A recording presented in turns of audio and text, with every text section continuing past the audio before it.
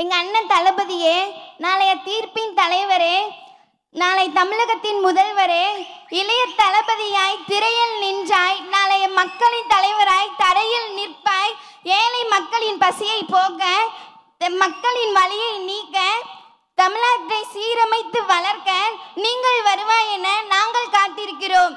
வாய்ப்பளித்ததற்கு நன்றி. தீர்ப்புக்குரிய தளபதி சார் அவர்களுக்கு என்னோட 12வது மதிப்புகளை பாராட்டி எனக்கு பரிசு வழங்கின தளபதி விஜய் சாருக்கு என்னோட இதயபூர்வ நன்றியை தெரிவித்துக் கொள்கிறேன்.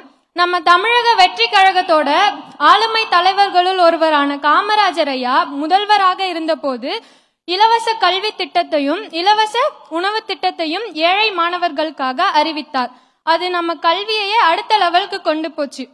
அடுத்த 2026ஆம் ஆண்டு நம்ம தளபதி விஜய் சார் முதல்வராகி ட்ரக் மற்றும் பலவிதமான போதை பொருட்களை ஒழிக்க அவரோட வாத்தி ரைட நம்மளோட தமிழகத்தில் ஆரம்பிக்க வேண்டும் என்பது நம்ம தமிழகத்தில் இருக்க பல மக்களின் வேண்டுகோள் என்று தெரிவித்து நன்றி.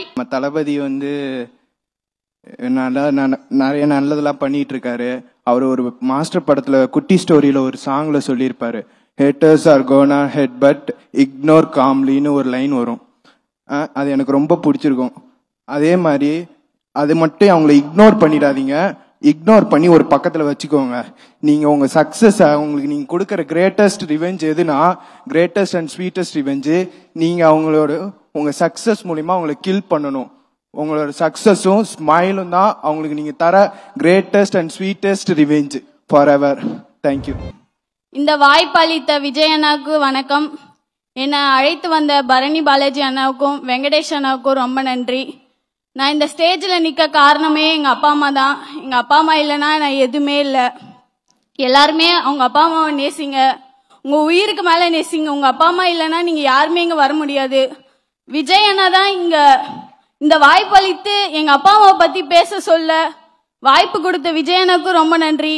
நிறைய வாய்ப்புகள் எனக்கு தவறிவிட்டது. ஆனால் அத்தனை வாய்ப்புகள் தவறி இந்த ஸ்டேஜ் கிடைச்சது ரொம்ப நன்றி. விஜய் எனக்கு ரொம்ப நன்றி.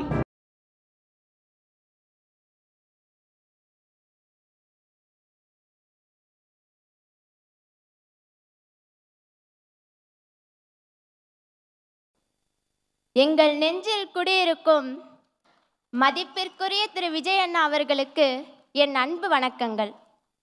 உங்களுக்கு தெரியுமோ தெரியாதோ, ஆனால் உங்கள் முன்னால் நிற்கும் இந்த வாய்ப்பு எங்களுக்கு கிடைத்த மிகப்பெரிய கௌரவம்.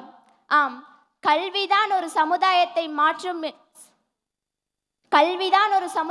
மாற்றும் சக்தி என்ற உங்கள் வார்த்தைகளின் மெய்ப்பொருளை இன்றுதான் நான் உண்மையில் உணர்கிறேன்.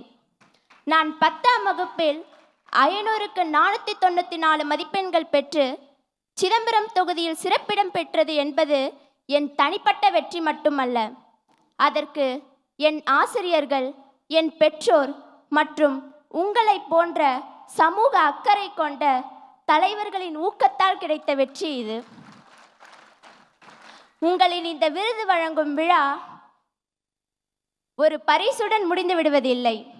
இது எங்கள் உள்ளங்களில் கல்வி மீதான தீராத தாகத்தையும் சமுதாயத்தின் மீதான பொறுப்புணர்வையும் விதைக்கிறது. நீங்கள் கொடுக்கும் இந்த விருது ஊர்க்குருவியாய் சுற்றித் திரிந்த எங்களுக்கு வானம்பாடியாய் ஒரு ராஜாளி பறவையாய் விண்ணில் பறக்க நீங்கள் கொடுத்த சிறகு. Give me blood and I shall give you the freedom என்றார் நேதாஜி சுபாஷ் சந்திர போஸ். எனக்கு 100 இளைஞர்களை கொடுங்கள், நான் இந்த நாட்டை மாற்றி காட்டுகிறேன் என்றார் வீரத்துறவி சுவாமி விவேகானந்தர். ஆக எனக்கு ஒன்று மட்டும் உறுதியாக தெரிகிறது.